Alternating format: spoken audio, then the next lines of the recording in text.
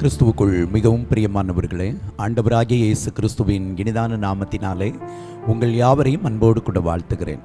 இந்த புதிய மாதத்தின் இந்த முதல் நாளிலே உங்களை சந்திப்பதிலே மிகுந்த மகிழ்ச்சி அடைகிறேன். கர்த்தருடைய பிள்ளைகளே, 3 மாதங்கள் கர்த்தர் நம்மை கிருபையாய் வழிநடத்தினாரே, அந்த தயவிற்காக அவரை நாம் நன்றியோடு துதிக்க கடமைப்பட்டிருக்கிறோம்.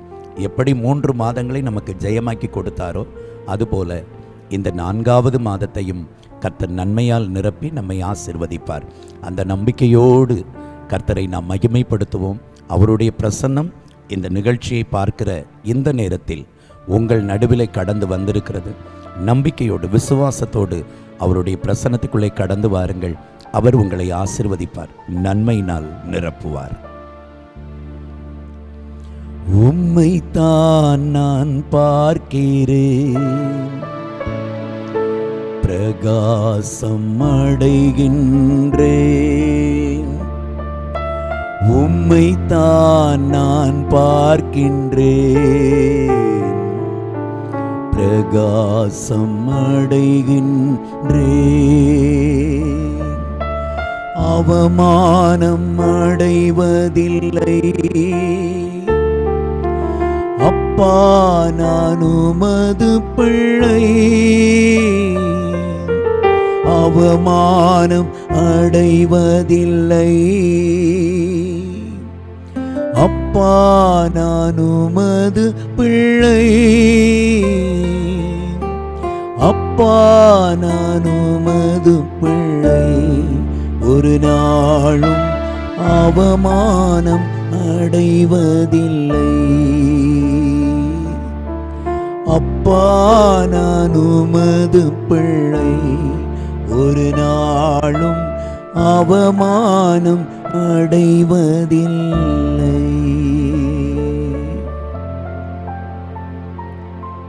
தகப்பனே, 3 மாதங்கள் எங்களை கிருபையாய் நடத்தினது போல இந்த 4வது மாதத்திலும் நீர் எங்களோடு இருந்து எங்களை நடத்தும் ஆண்டவரே.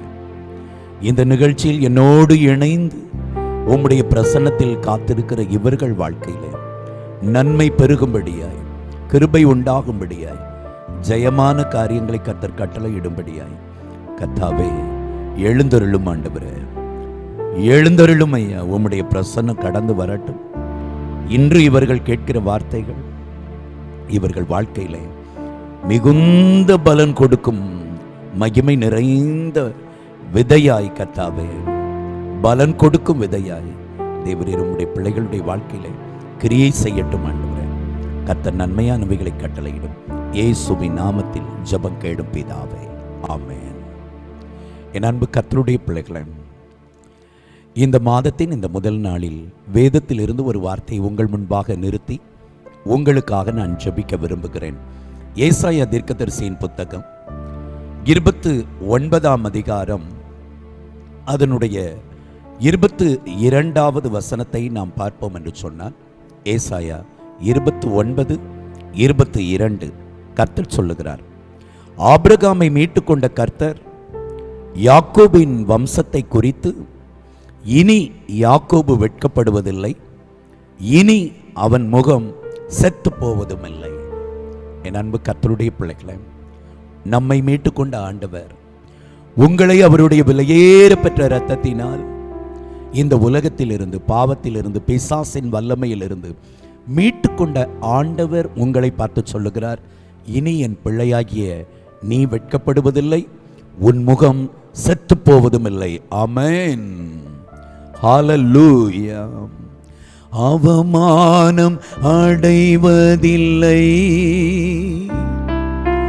அப்பா, நான் உமது பிள்ளை. அவமானம் அடைவதில்லை அப்பா, நான் உமது பிள்ளை. அப்பா, நான் உமது பிள்ளை. ஒரு நாளும் அவமானம் அடைவதில்லை அப்பா, நான் உமது பிள்ளை. ஒரு நாளும் அவமானம் அடைவதில்லை. நிரந்தரமாய் உங்களை மீட்டுக்கொண்ட ஆண்டவர் என்றென்றைக்கும் உங்களோடு இருந்து உங்களை நடத்தும்படியாய் பிசாசின் கரங்களில் இருந்து உங்களை மீட்டுக்கொண்ட ஆண்டவர், உங்களை தமக்கு சொந்தமாக்கி கொண்ட ஆண்டவர் சொல்லுகிறார், என் மகனே, நீ வெட்கப்படுவதில்லை, உன் முகம் செத்து போவது இல்லை. உன்னை மீட்டுக்கொண்ட ஆண்டவராகிய கர்த்தர் நான் சொல்லுகிறேன், நீ வெட்கப்படுவது இல்லை, உன் முகம் செத்து போவதும் இல்லை. வாழ்க்கையில் பல பிரச்சனைகளுக்கு மத்தியில் நீங்கள் சந்தித்து வருகிற போராட்டங்களுக்கு நடுவில் வெட்கப்பட்டு போன நிலையில் காணப்படுகிறீர்களா? அல்லது சத்துப்போன முகத்தோடு கூட தொய்ந்த நிலையில், ஐயோ, இந்த பிரச்சனையிலிருந்து என்னை யார் வெளியே கொண்டு வருவார், யார் எனக்கு ஜெயத்தை தருவார் என்று சொல்லி மனம் தளர்ந்து சோர்ந்த முகத்தோடு தொய்ந்த நிலையில் காணப்படுகிறீர்களோ? கர்த்தர் சொல்லுகிறார், நான் உன்னை மீட்டுக்கொண்ட ஆண்டவர், நான் சொல்லுகிறேன், நீ வெட்கப்படுவதில்லை, உன்முகம் செத்து போவதில்லை.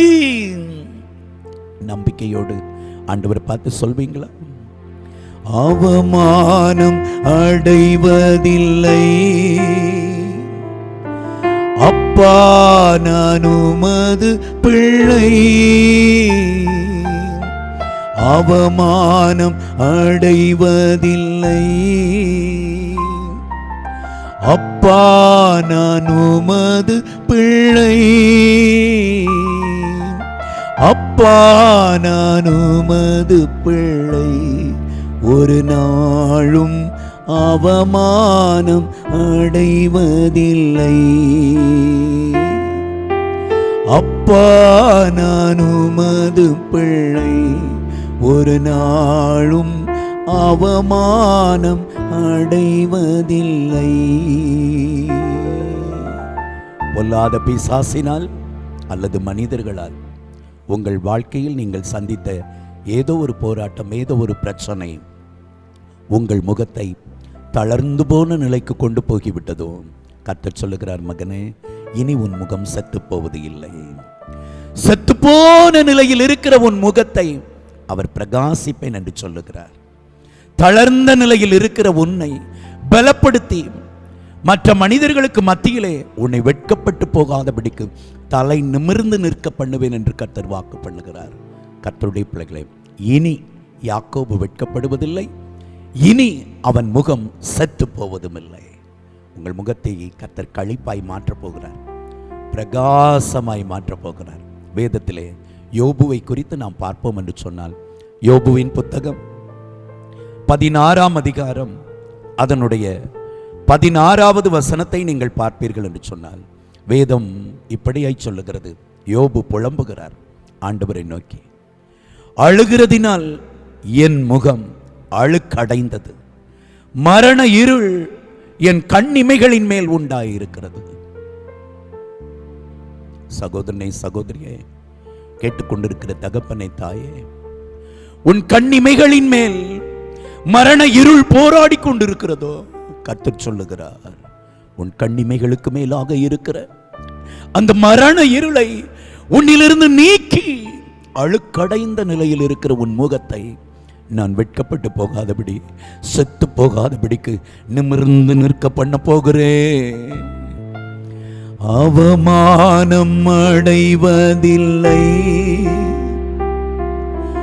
அப்பா நான் உமது பிள்ளை. அவமானம் அடைவதில்லை,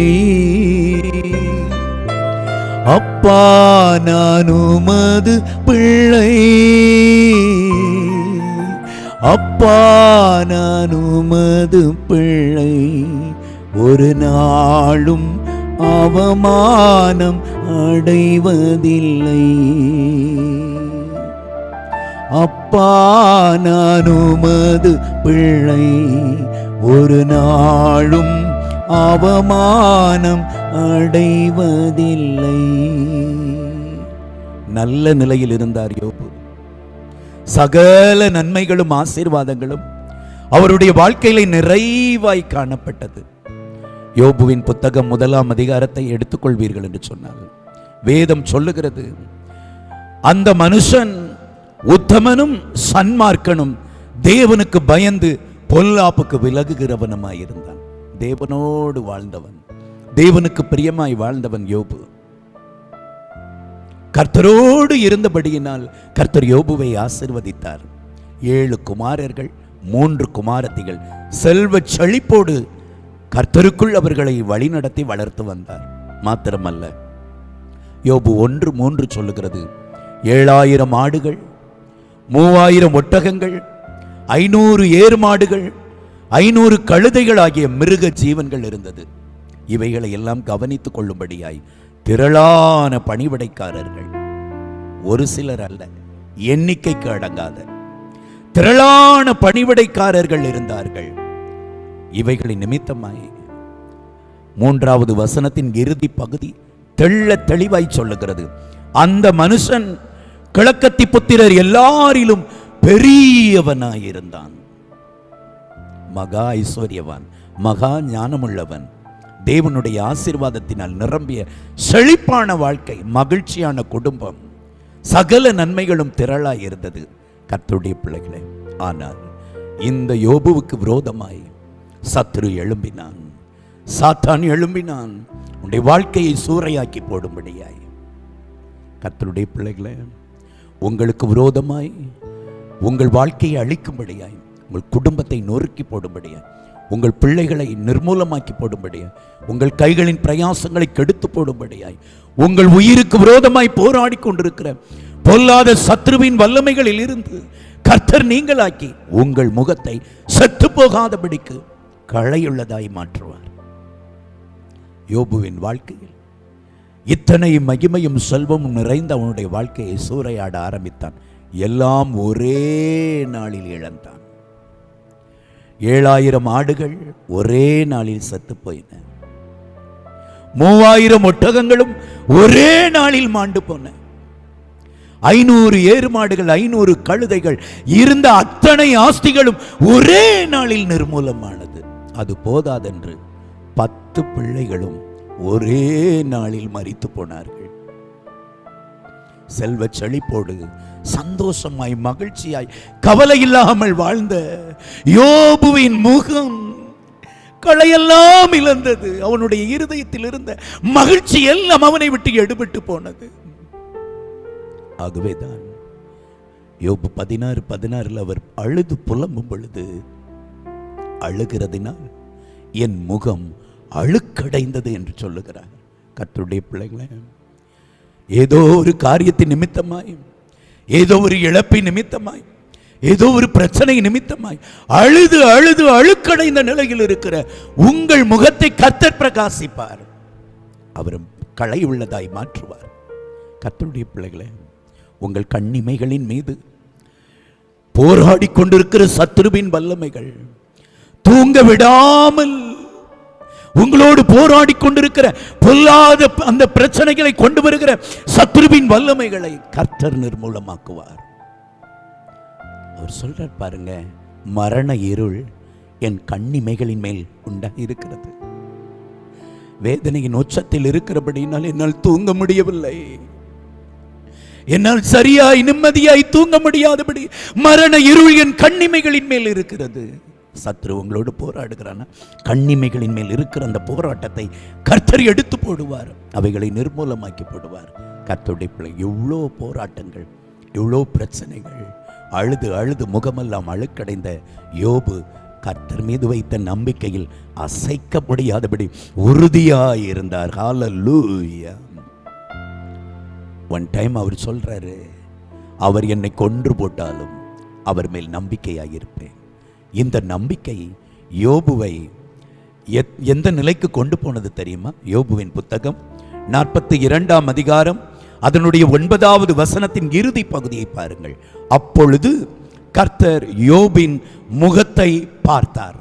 ஆமா, அழுக்கடைந்திருக்கிற உங்கள் முகம், செத்துப்போன நிலையில் இருக்கிற உங்கள் முகம் கர்த்தர் நோக்கி பார்ப்பார் என்றால் அந்த அழுகை எல்லாம் மாறும் பொழுது அழகிழந்த உங்கள் முகம் அழகுள்ளதாய் மாறும்.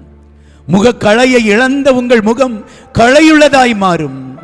பொலிவற்ற நிலையில் இருக்கிற, தளர்ந்த நிலையில் இருக்கிற, தொய்ந்து போன நிலையில் இருக்கிற உங்கள் முகத்தை கர்த்தர் இப்பொழுது பிரகாசிக்க பண்ணுவார். என்னாகமத்தின் புத்தகம் அதனுடைய 6ஆம் அதிகாரம் 24, 25, 26 இந்த 3 வசனங்களை பார்ப்பீர்கள் என்று சொன்னால், இஸ்ரவேல் ஜனங்களை ஆசீர்வதிக்கும் பொழுது இப்படியாய் ஆசீர்வதிக்க வேண்டும் என்று சொல்லி ஆரோனோடும் அவன் குமாரரோடும் சொல் என்று சொல்லி மோசையோடு கர்த்தர் சொன்ன காரியம். மோசே, என் ஜனங்களை என் பணிவிடைக்காரர்களாகிய என்னுடைய ஆசாரியர்களாகிய ஆரோனும் அவன் குமாரர்களும் இப்படியாய் ஆசீர்வதிக்க வேண்டும் என்று சொல்லி சில காரியங்களை அழுத்தமிட்டு காட்டுகிறார். எண்ணாகமம் 6 அதனுடைய 24 26 வரை பாருங்கள். கர்த்தர் உன்னை ஆசீர்வதித்து உன்னை காக்க கடவர். கர்த்தர் தம்முடைய முகத்தை உன்மேல் பிரகாசிக்க பண்ணி உன்மேல் கிருபையாயிருக்க கடவர். கர்த்தர் தம்முடைய முகத்தை உன்மேல் பிரசன்னமாக்கி உனக்கு சமாதானம் கட்டளையிட கடவர். ஆம் கர்த்தருடைய பிள்ளைகள், தேவனுடைய முகம் ஒரு மனிதனை பிரகாசிக்க வேண்டும். தேவனுடைய முகத்தில் இருக்கிற வெளிச்சம் ஒரு மனிதனுடைய முகத்தில் வெளிப்படும் பொழுது அவன் கர்த்தருடைய நன்மையினால் நிரப்பப்படுவான், அவன் கர்த்தரால் ஆசீர்வதிக்கப்படுவான். மோசே, என் ஊழியக்காரனாகிய ஆரோனிடத்தில் நீ சொல்ல வேண்டும், அவன் குமாரரோடு சொல்ல வேண்டும், அவர்களை இப்படி ஆசீர்வதிக்க வேண்டும். என் முகத்தினால் என் ஜனங்களுடைய முகத்தை நான் பிரகாசிக்க பண்ணுவேன். என் ஜனங்களுடைய முகத்தில் இருக்கிற வேதனைகள், அழுகை, கண்ணீர், போராட்டம், தொய்ந்த நிலைகள், செத்துப்போன நிலையில் இருக்கிற அனைத்து காரியங்களையும் என் முகத்தில் இருக்கிற பிரகாசத்தை கொண்டு நான் நீக்குவேன். இப்படி ஆசீர்வதிக்க வேண்டும். கர்த்தருடைய பிள்ளைகளை, கர்த்தருடைய ஊழியக்காரனாய், கர்த்தருடைய அபிஷேகத்தை சுமக்கிற ஆசாரியனாய், இப்பொழுது முகம் தொய்ந்து போன நிலையில் இருக்கிற, செத்துப்போன முகத்தோடு இருக்கிற உங்களை பார்த்து நான் ஆசீர்வதித்து கூறுகிறேன், கர்த்தர் உங்களை ஆசீர்வதித்து காக்க கடவர். கர்த்தர் தம்முடைய முகத்தை உங்கள் மேல் பிரகாசிக்க பண்ணி உங்கள் மேல் கிருபையாய் இருக்க கடவர். கர்த்தர் தம்முடைய முகத்தை உங்கள் மேல் பிரசன்னமாக்கி உங்களுக்கு சமாதானம் கட்டளையிடுவாராக. கர்த்தருடைய பிள்ளைகளே, உங்கள் முகம் களையுள்ளதாய் மாறும், உங்கள் முகம் அழகுள்ளதாய் மாறும், உங்கள் முகத்தில் இருக்கிற அந்த அழுக்கு நீங்கி போகும், உங்கள் முகத்தில் இருக்கிற அந்த தளர்ந்த நிலை, சத்துப்போன நிலை எல்லாவற்றையும் கர்த்தர் மாற்றுவார். யோபுவின் முகத்தை கர்த்தர் பார்த்தார், உங்கள் முகத்தை இன்றைக்கு பார்ப்பார், இன்றைக்கு பார்த்து கொண்டிருக்கிறார்.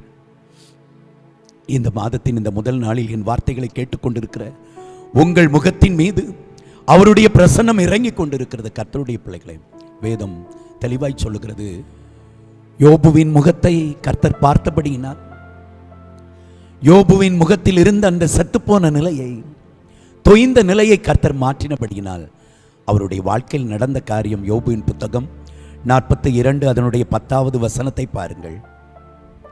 கர்த்தர் அவன் சிறையிருப்பை மாற்றினார், யோபுக்கு முன் இருந்த எல்லாவற்றை பார்க்கிலும் 2 அத்தனையாய் கர்த்தர் அவனுக்கு தந்தருளினார். ஹல்லேலூயா.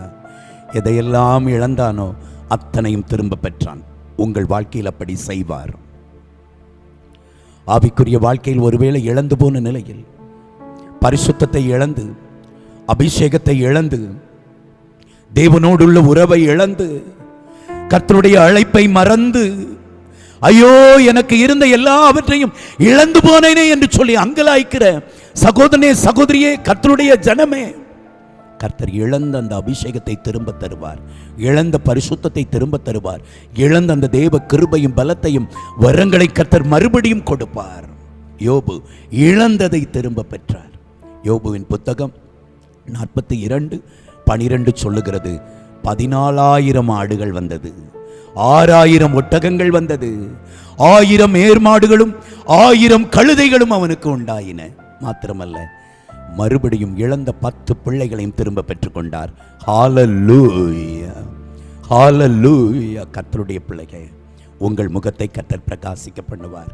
அவர் சொல்லுகிறார், ஆபிரகாமை மீட்டுக்கொண்ட கர்த்தர் யாக்கோபு, அவன் இனி வெட்கப்படுவது இல்லை, அவன் முகம் செத்து போவதும் இல்லை.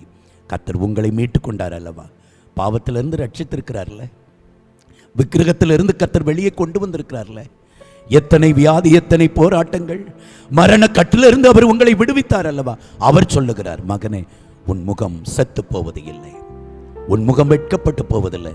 நான் உன்னை நடத்துவேன், நான் உன்னோடு இருந்து உன்னை நடத்துவேன், உன் முகத்தை பிரகாசிக்க பண்ணுவேன், இழந்த அந்த ஆசீர்வாதத்தை திரும்ப தருவேன், இழந்த அந்த மகிமையை திரும்ப தருவேன். நீ வெட்கப்பட்டு போவதில்லை, நீ அவமானம் அடைவதில்லை. கர்த்தர் உன்னுடைய முகத்தை பிரகாசிக்க பண்ண போகிறார். நம்பிக்கையோடு இருக்கிற இடத்துல கர்த்தரை நோக்கி பார்ப்பீர்களா? என்னோடு இணைந்து ஜெபியுங்கள். முடிந்தால் முழங்கால் படியிடுங்கள். கர்த்தர் உங்களை ஆசீர்வதிக்க போகிறார். செத்து போன நிலையில் இருக்கிற உங்கள் முகத்தை அவர் பிரகாசிக்க பண்ணுவார். மரண இருள் கண்ணிமைகளின் மேல் இருந்து உங்களை வேதனைப்படுத்தி கொண்டிருக்கிறதல்லவா? அந்த மரண இருளை கர்த்தர் பிடுங்கி எறிய போகிறார். இனி உங்கள் முகம் செத்து போவதில்லை. ஆண்டவரை நோக்கி பார்க்கலாம்.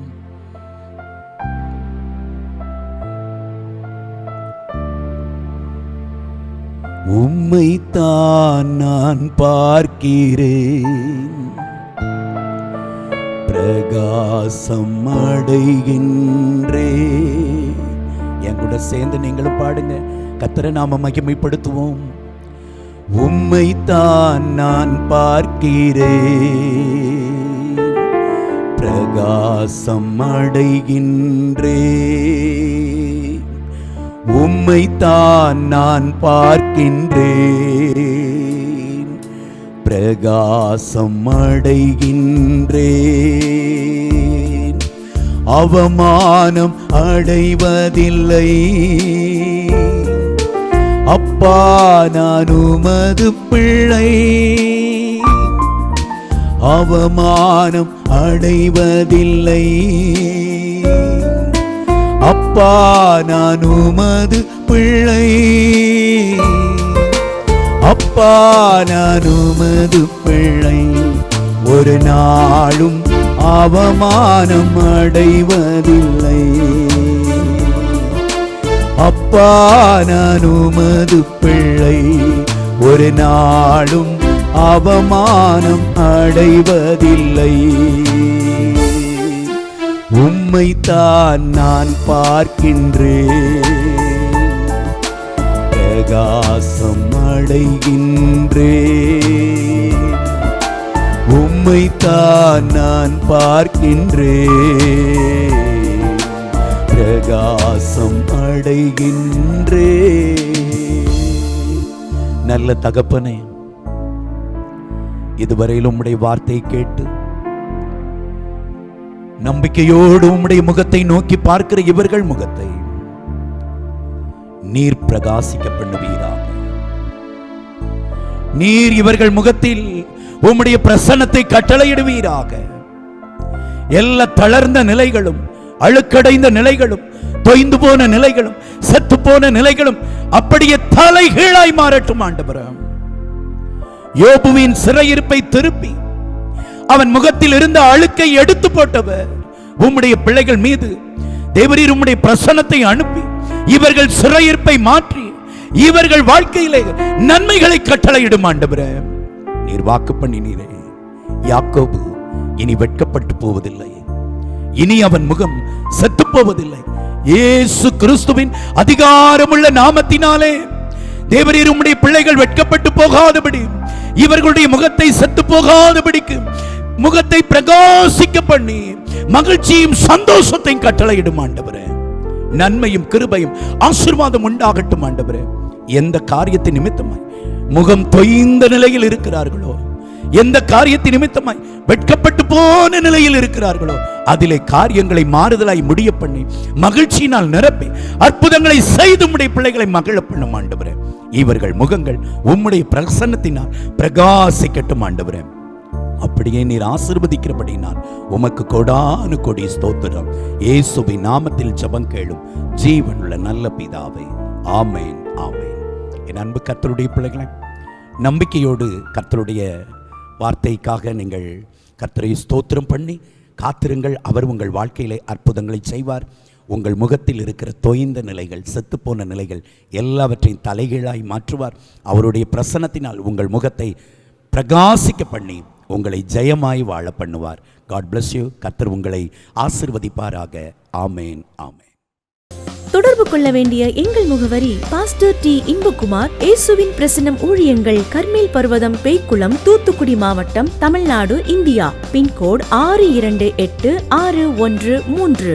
அலைபேசி எண்கள் 9486373603 மற்றும் 7373133190. Our contact address: Pastor T. Inbakumar, Presence of Jesus Ministries, Karmel Mount, Peikulam, Tuticorin District, Tamil Nadu, India. Pin code 628613.